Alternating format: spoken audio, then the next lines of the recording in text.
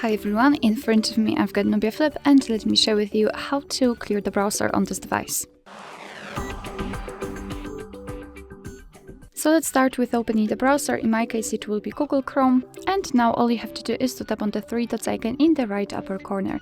Be aware that this method is applicable to the Chrome. However, in other commonly used browsers it looks pretty similar, so I'm pretty sure that you will be able to find out how to do it on your browser. So as I said, three dots icon in the right upper corner, and here we've got delete browsing data. So right now we can remove let's say basic browsing options like the history, actually not options, like the history, like the tabs, cookies, cache and other site data.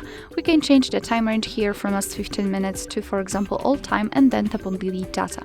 However, if you want to remove some advanced browsing history, just tap on more options, and here we've got advanced browsing history like saved passwords, autofill from data and site settings.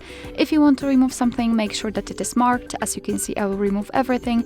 The time range again, you can change it here, and let's tap on delete data. And basically this is it. We just successfully removed all browsing history. Alright, so thank you so much for watching. I hope that this video was helpful, and if it was, please hit the subscribe button and leave the thumbs up.